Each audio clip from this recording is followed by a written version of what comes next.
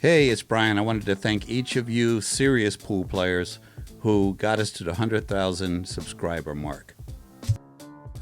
Of course, there are hundreds of things that you can do to improve your game. Your stance, your stroke, your reps, your position play, you name it. The numbers are endless. But I am going to give you the things that you can do right now, today, improve your game. No practice necessary, just do the things that I give you and you'll be a better pool player almost overnight. About 15 years ago, I wrote an article for Billiards Digest, and in that article I said, I've never seen you play pool before, but here are 10 things you do wrong. You're hitting the ball too hard. If you need to shoot that 8-ball in the corner pocket and you get down on the shot and that's your money ball and there's a chance that you might scratch in this pocket, you are hitting the ball way too hard. If every time you shoot you hear that ball slapping the back of the pocket, you are hitting the ball way too hard. Yes, there are times that we have to hit the ball harder. We might have a long draw shot, we might have a forced follow shot, we may need to go around the table one reason or another, but 90% of the time, if you're playing good position, you don't have to hit the ball hard. Now, just for a reference, that's about 7 or 8 miles an hour I shot that ball. The sweet spot for most players, and if you're on a 7-foot table, this number is even lower. The sweet spot for most players is going to be somewhere between 4 miles an hour and 6 miles an hour. The next speed-related item that can improve your game overnight is your transition from one shot to the next. So here's an example. Forever Forward Joe has to play the 2-ball and then the 1-ball here. He plays the 2-ball, gets down on it. Joe makes a better shot than he's made all day, puts that ball in the pocket. Then he has to play the 1-ball. Now, this is a relatively easy shot. So the second that ball stops, sometimes before it stops, Joe is down on the shot, shooting the next ball. Very often, Joe scratches. Very often, Joe misses that shot. Why? Because he's taking literally 3 seconds, 4 seconds to go from one shot to the other. You guys are shooting with 5 and 10-second breaks between shots when the shots are difficult. Slow down, you don't have a shot clock. Take more time between your transition. You want to know why you play bad position? Sometimes it's not because you don't know how to play the position, but you're so busy shooting so fast that it hasn't calibrated. You haven't developed a feel for exactly where you need to go. And unfortunately, players, particularly low intermediate to intermediate players, judge the last shot they took by whether or not they made the shot, where you should be judging the last shot you took by 2 things. 1, did you make the shot? And 2, did you get position? Now this item is fundamental related. Again, we're not going to turn this into a video about fundamentals because it would be 2 hours long and there will be a lot more than 7. But things that you can improve overnight, this is the category. Here we are. You're on this ball. Your stroke should have a transition. Now, coaches all over the world will tell you this, and anyone who doesn't tell you this is doing you a disservice. There should be a transition. Some people call it the ready to shoot. Some people call it the pause. Some people call it whatever. It doesn't matter. It is a transition. What are we talking about? The time between your warm-up strokes and the time you actually shoot the ball should have some type of transition. That means you can do a pause on your backstroke, which a lot of people do. That's fine. A pause on your front stroke. It can be anything that happens that transitions from your warm-ups to your actual stroke. Now, if your warm-up strokes look like I just did, that's another thing you can change right away. If you're warming up with your cue, moving at that speed, which is about 5 or 6 miles an hour, slow the hell down. You have no idea where you're about to hit that cue ball if your stroke is that quick. You might think you're seeing it, but it's an optical illusion. So slow that down for starters. but we're talking about the transition. That means someone who has never seen you play pool before knows exactly when you're about to shoot the ball. So let me give you a couple examples. For some players, it's to come down on the shot, take those warm-up strokes. Best players are taking micro strokes here, then pause on the backstroke and fire the ball. That's not my process, but it may be yours. It is the process of a lot of players. For other players, that pause might be at the ball. This is more like what I do. Down on the shot, take my warm-up strokes along with my micro strokes. That's where I'm going to hit it. I pause, notice I pause at the ball, and then I fire away with the shot. Big problem, major problem for a lot of people is staying down on the shot and keeping your cue down. What does this mean? If I am shooting this ball in, watch the tip of my cue. I am playing a follow shot here. The tip of my cue has not moved in elevation from the time I hit that ball. And if it does move in elevation, it's going to be as a result of my follow through. So if I'm following through and let's say I'm shooting a draw shot and I'm down here on the ball, yes, my cue is going to be down on the table at the end of the shot. If I'm shooting a follow shot, it is going to be just about the height of where I hit that ball. If at the end of a shot, your break, your follow, your draw, anything, your tip of your cue is 6, 7, 8, 10, 15, 20 inches off the table, you have done something magnificently wrong. And all the best players in the building that play for money want to play you. So if you're trying to draw people in, show them that stroke. So what I'm going to show you here is not something that you'll just be able to incorporate overnight as far as the execution of the shots. But when it comes to the mindset, that's what I want you to incorporate. And you can do that instantly after watching this video. The mindset is, don't just play position on the 6 to get on the 4 ball. That's ridiculous. We have to play position on the 6 to get on the 4 in a way that we can get on the 3, in a way that we can get on the 1. What does all of that mean? It means when I play the 6, I want to make sure that I have a shot on the 4 that's going to allow me to come off of this rail with high left-hand English and hit these 2 rails and come down here to have a shot on the 1 that allow me to bounce out and get on the 8. Now you might say, hey, I'm good enough to just play 1 ball ahead, Brian. You're talking about the entire rack. First off, no, it's not the entire rack, but we do think that way. But it also means that you have a plan. Now, the reason a lot of you love 8 balls, you get to shoot balls in the pocket. Why? Because you get bailed out.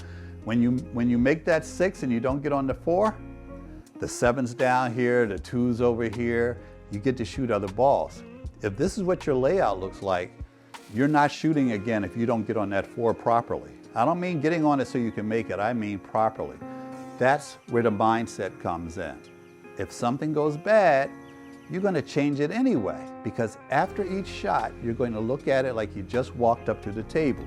So let's see what our pattern looks like here. We played a 6 ball, a little bit of follow. We want to make sure we don't get out of line on that 4 ball. Now, what is out of line? We're going to be just a little on the wrong side of this 4, but that's okay. This side of the 4 would have been perfect.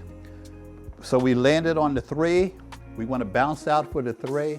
This side, I am right at the spot where this is going to be much better for shooting the 3 ball. Better than being straight and better than even being on this side, which a lot of people think of as being the correct side of this ball. We're going to bounce off the rail, so we're already thinking, hey, I don't want to end up on this rail. I won't be able to execute the English that I need to use to get down table for the 1. So we played a 4 ball and we want to bounce off the rail just a tiny bit. We don't want to compromise our position, and when I say our position, I mean the angle that we have, because in order to get on this side of the 1, we're going to play this with high left-hand spin come off of these rails, head down table, give ourselves an angle on the 1, and guess what? Anything other than totally straight, I'm gonna have a real easy shot on that 8. Anything that is totally straight, I'm gonna have a not so easy, but much more makeable shot on that 8 than if I wasn't playing 3 balls ahead. So here I am, high left-hand English.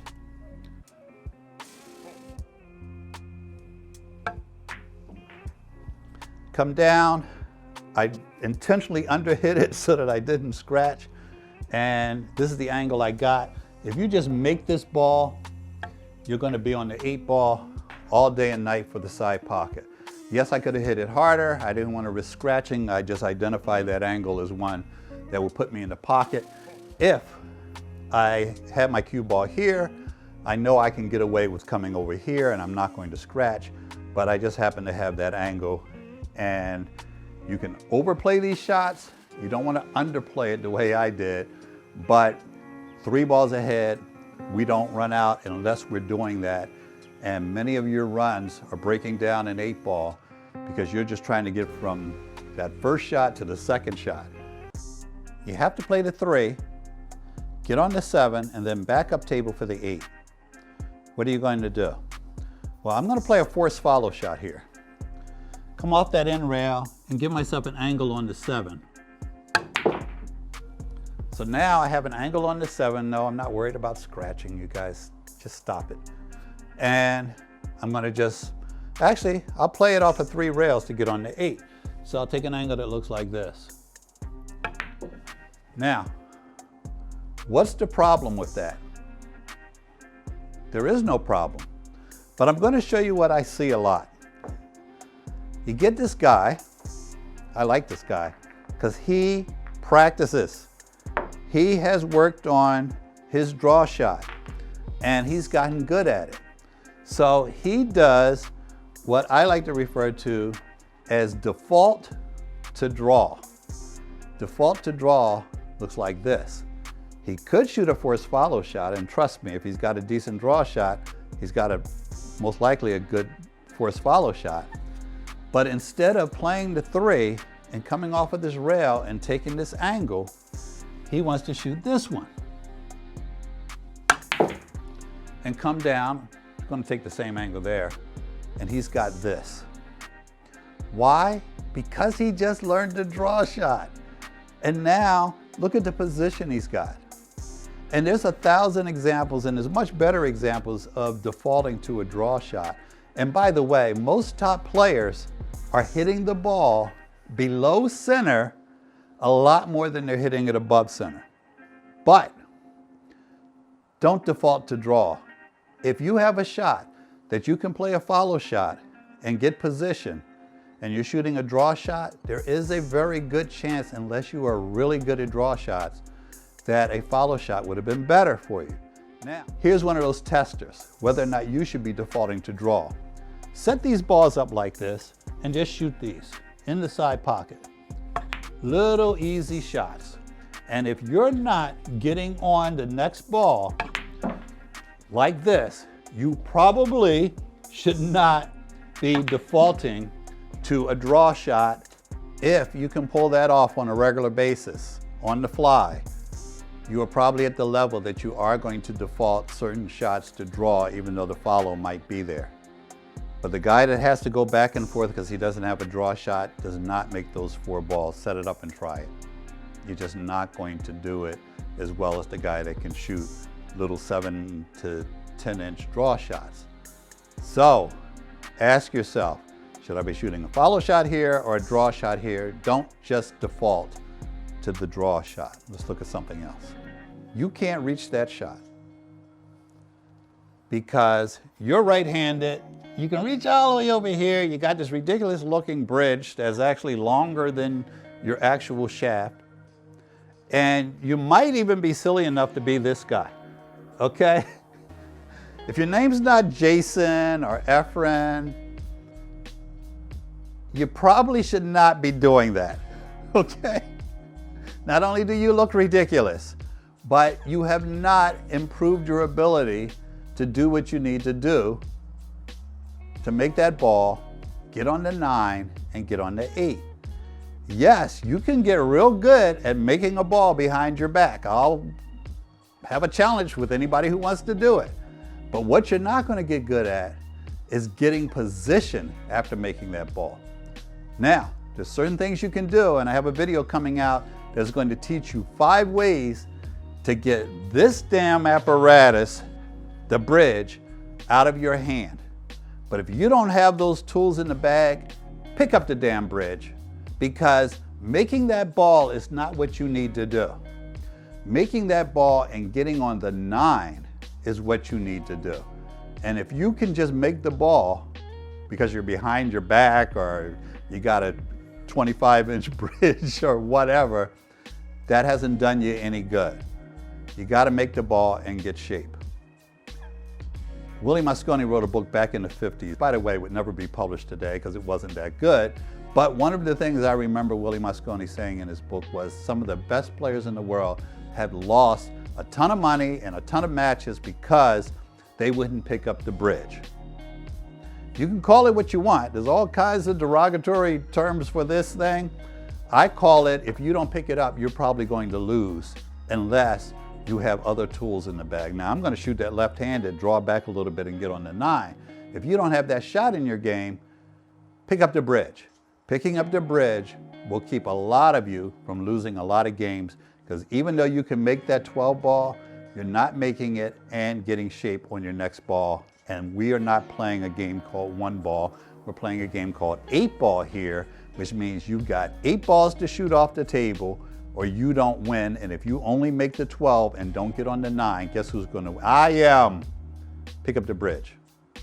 Have a great day. Thanks for watching. Don't forget to subscribe. I want to thank all of you who got us over the 100,000 sub mark. I'm going to have a special video just for you guys. I'll try to put together some giveaways and stuff just to celebrate that mark. But in the meantime, thanks for watching, and continue to subscribe and hit the notification bell and give us a comment in the comments, because that's also good for us. Those of you who are haters, I can't believe you're still watching after all of this time. But you leave me a comment also. It's very good for the algorithm when the haters watch the full video and then leave negative comments. So have a great day. I'll talk to you soon. Hey gang, if you enjoy FX Billiards on YouTube, you'll love FXBTV. It's the ultimate streaming platform for exclusive videos, tips, and techniques you won't find anywhere else. Join now to lock in our special introductory rate and be part of the FX Billiards community.